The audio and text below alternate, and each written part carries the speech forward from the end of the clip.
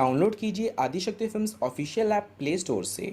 इस application में आप हमारे यूट्यूब चैनल के सारे ऑडियो वीडियो डाउनलोड कर पाएंगे।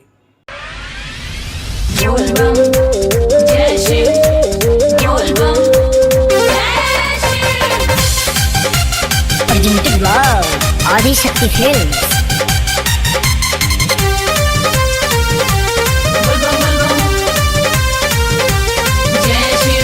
चढ़ल सावनवा लइबू भोला जी में मनवा तू ता खास हो जइबू, तू ता खास हो जइबू। ए सखी पूजा पूजे बाबा के चरणवा साँचों में मैट्रिक पास हो जइबू। ए सखी पूजा पूजे बाबा के चरणवा साँचों में मैट्रिक पास हो जइबू।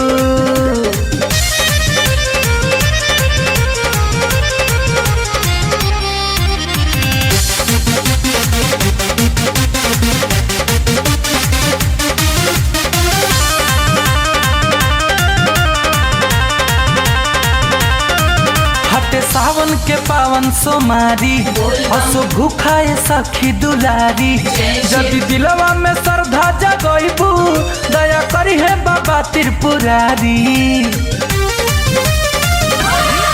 हटे सावन के पावन सोमारी हसो भूखाए सखी दुलारी। जदि दिलवा में श्रद्धा जगइबू दया करी है बाबा त्रिपुरारी।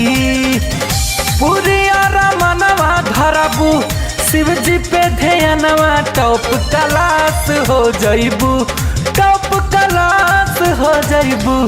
ए सखी पूजा पूजे बाबा के चरणवा साँचों में मैट्रिक पास हो जइबू। ए सखी पूजा पूजे बाबा के चरणवा साँचों में मैट्रिक पास हो जइबू।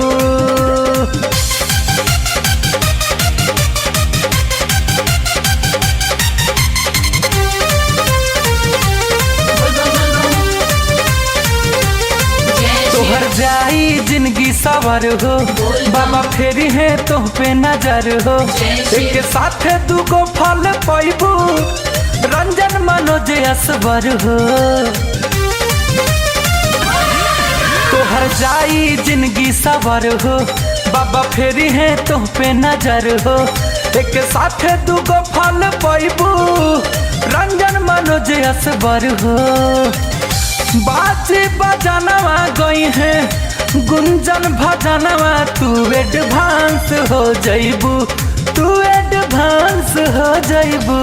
ए सखी पूजा पूजे बाबा के चरणवा साँचों में मैट्रिक पास हो जइबू। ए सखी पूजा पूजे बाबा के चरणवा साँचों में मैट्रिक पास हो जइबू।